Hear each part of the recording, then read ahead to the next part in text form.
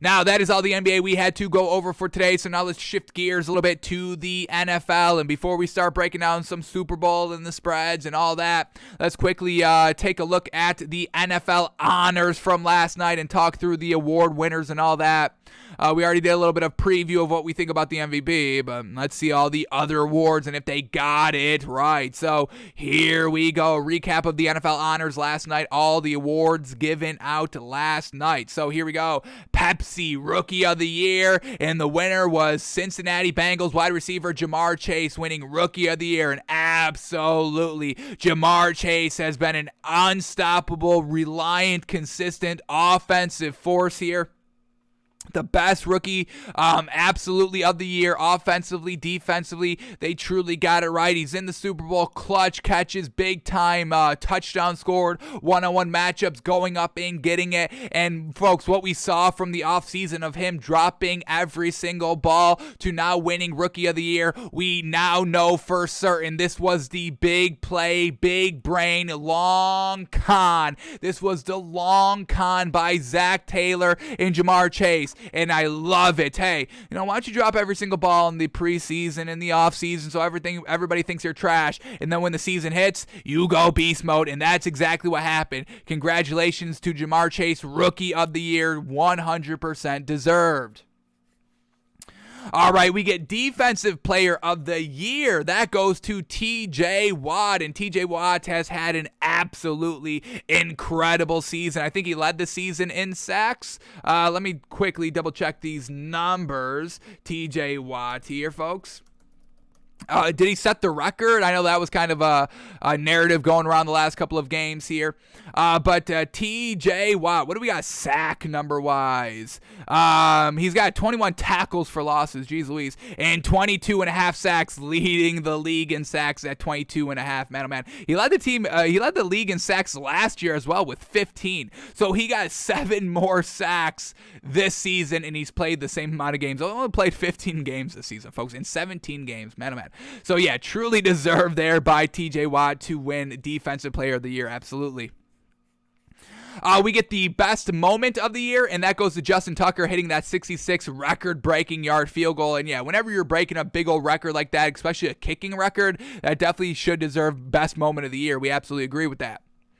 Then we get Offensive Rookie of the Year, and that goes to Jamar Chase as well. So he won Rookie of the Year and Offensive Rookie of the Year, and I have to agree with that as well. None of the quarterbacks were really that great offensively. The only other really solid wide receiver was Jalen Waddle, who had some really good production overall. Never kind of those big explosion moments, though, from that we saw from Jamar Chase, so I like Jamar Chase over Jalen Waddle. And then we saw Devontae Smith, once again, some solid plays overall, but not as overall productive as Jamar Chase was. And Devontae Smith was kind of the number one wide receiver for the Eagles. Jamar Chase is like the number one wide receiver for this Bengals team, and we just saw the disparity in overall production. So yes, absolutely, Jamar Chase does deserve Rookie of the Year and Offensive Rookie of the Year. Maybe he even should have been Defensive Rookie of the Year as well.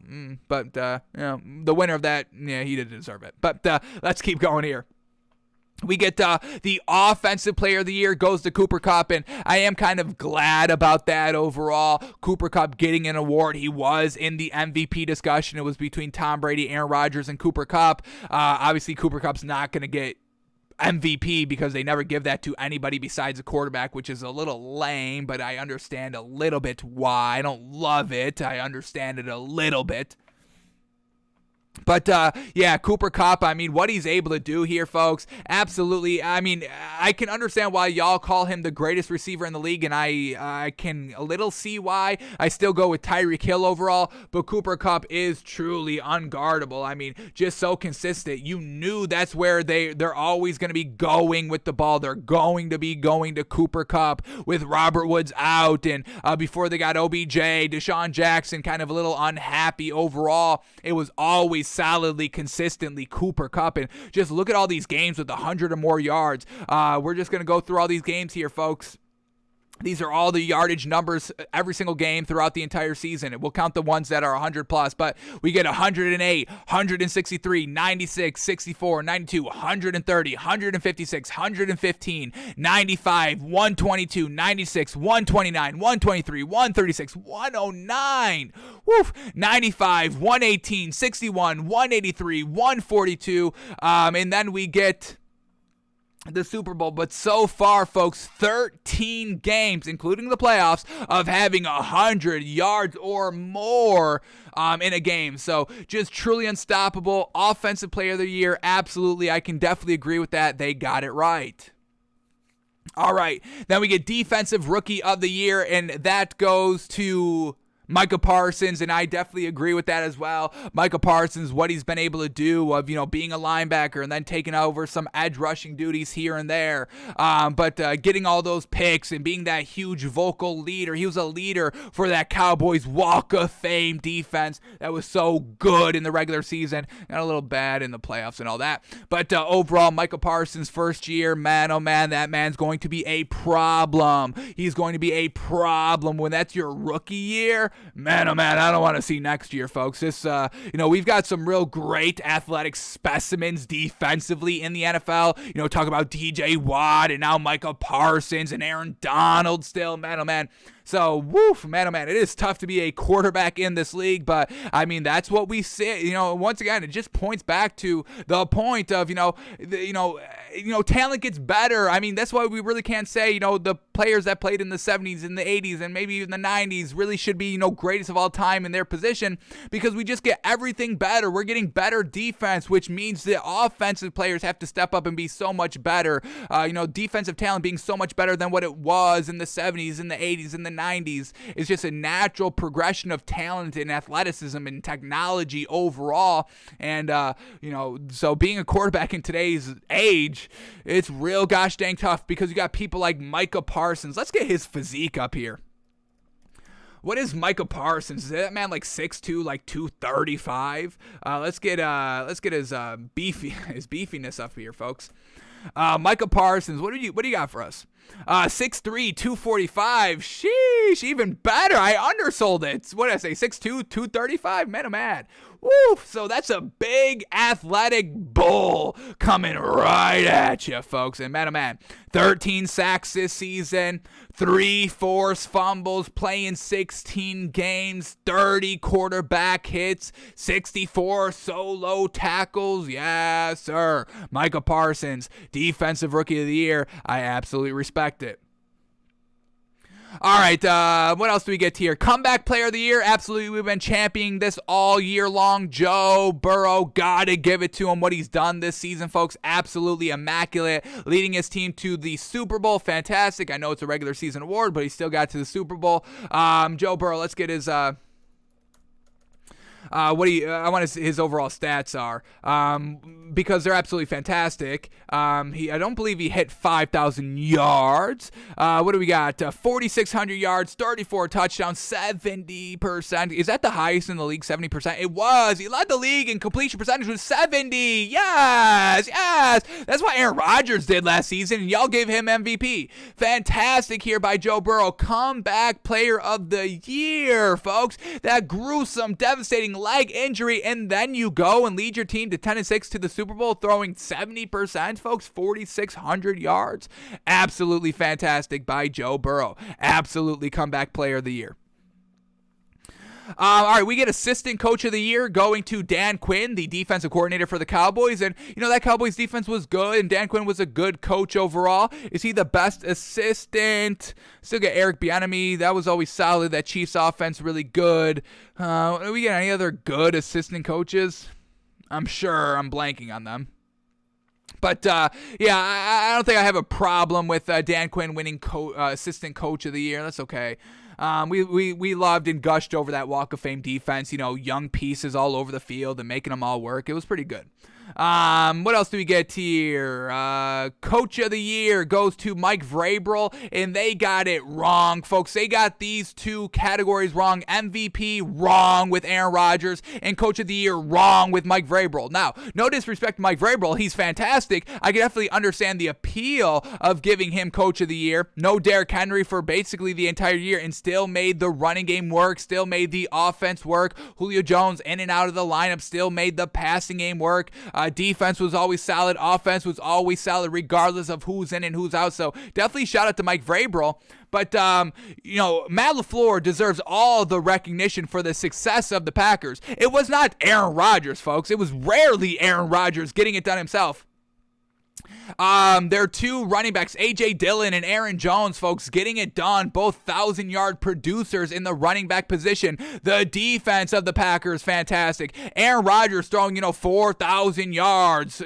Not as impactful, I think, as the overall team of the Packers. The team was good on the Packers, not just Aaron Rodgers, and that is because Matt LaFleur is a genius coach. I still believe Matt LaFleur, if Aaron Rodgers does leave this season, which is kind of seems like he is, during his kind of MVP acceptance speech, he was kind of thanking, even thanked Matt LaFleur. He said over the last 3 seasons, Matt LaFleur, this is kind of, this is all you, kind of. He honestly kind of said it was all Matt LaFleur, and we don't really see Aaron Rodgers giving anybody credit besides himself, and he gave Matt LaFleur credit. So Aaron Rodgers should not have been MVP. It should have been Tom Brady, and it should have been Coach of the Year going to Matt LaFleur. Once again, I'm not knocking Mike Vrabel. The man's a fantastic coach. We just gushed over his contract extension earlier this week. But, Matt LaFleur, 13-3 every single year. And it's such unfortunate that both Mike Vrabel and Matt LaFleur lost their first playoff game this season, having the number 1 seed. How unfortunate. But yeah, I cannot give, and we did not give, and I still am mind boggled over them giving Aaron Rodgers the MVP. But Matt LaFleur deserves all the recognition for that Packers team. And not Aaron Rodgers. And if Aaron Rodgers wants to walk, thank you. I'm done with Aaron Rodgers. I'm so over Aaron Rodgers. I'm kind of glad everyone's kind of opening their eyes, because we've been, I want to say that we've been first in the media, folks, over the last year and a half of saying, hey, Aaron Rodgers is so overvalued. And now we get Stephen A. Smith kind of saying the same thing. No longer calling him that bad man. He won't say that on Aaron Rodgers anymore. So everyone's kind of waking up to Aaron Rodgers. What we've been saying for the last year and a half. Love that y'all are finally coming to that realization, but then y'all gave him MVP. So I don't understand. Maybe y'all aren't truly awakening on what Aaron Rodgers is, but I would love to see him leave Green Bay. Maybe get a little exposed. I don't think I'd have a problem with that. And then, like we said at the top of the show, and what we just said as well, Aaron Rodgers winning MVP, not deserved. It should go to Tom Brady. Tom Brady's better in literally almost every category that matters. Aaron Rodgers throwing 4 interceptions was the big thing to give him MVP. Okay, congrats. You throw the ball away. You don't take the shots. You're a conservative quarterback. I don't understand why we're applauding that and giving that an award, an MVP award, because it didn't result in any more wins, 4 interceptions. It resulted into the same amount of regular season wins, 13, and Tom Brady won a playoff game. Aaron Rodgers did not. So what are we doing here with the 4 interceptions? Why is that so good? Because you're throwing the ball away, because you're not taking those deep shots down the field, because you're not taking those shots down the field and just throwing balls away, being conservative. Folks, why are we championing conservative play? He threw 4,100 yards. You know how light that is, folks? Especially in 17 games now. He played half of that Lions game week 17. Don't let that fool you, folks. Week 18, 17, however you classify it. But, 4,100 yards, I'm impressed by that? No, I'm not. I'm not even close to impressed by Aaron Rodgers' passing stats. His most, once again, 4,600. That's not impressive, folks, honestly. Especially of a caliber and talent like Aaron Rodgers, who y'all gush as the greatest of all time, and he's never thrown 5,000 yards in a 16-game era. Most he's done is 4,600. That's absolutely light, folks. No way that man is MVP, and I will always champion that. Matt LaFleur should have been coach of the year for the Green Bay recognition. Give Green Bay the recognition. It's not Aaron Rodgers who deserves the recognition. It's Matt LaFleur. And then give Tom Brady the MVP because he mother-loving deserves it. Having the whole A-B thing. Having the running backs in and out. Having the defense being hindered, hobbled every single week early on in the season, able to still win games, able to throw 5,000 yards, able to throw 67%, able to put up 43 touchdowns. So, man, oh man, Aaron Rodgers, what are we doing? What are we doing? I don't understand. Like, the whole NFL was mad at Aaron Rodgers because of the because of the not COVID vaccine stance. I mean, and then y'all just give him MVP with worse stats than Tom Brady? I don't get it. Is this like an apology to Aaron Rodgers? That's how I would put it. That's the only way that I can see the NFL giving Aaron Rodgers the MVP award. A little bit of a sorry that we kind of, dragged you in the media for no reason at all because you had your own opinion, because you thought for yourself. You were punishing Aaron Rodgers for that. What that? We hated that a couple of months of everybody knocking on Aaron Rodgers for nonsense. So was this a little bit of an apology by the NFL? We're getting all the mandates going down, so we're kind of exiting out of COVID. Was this a sorry Aaron Rodgers will give you an MVP that's not rightfully deserved? That's the only way I could see it. So that's that. Matt LaFleur is my MVP, and Matt LaFleur is my coach of the year, and Tom Brady's my MVP. So maybe we'll shout them out with a canvas or maybe a little bit of a spot on a flag next season because they truly got a little hosed last night at the NFL Honors.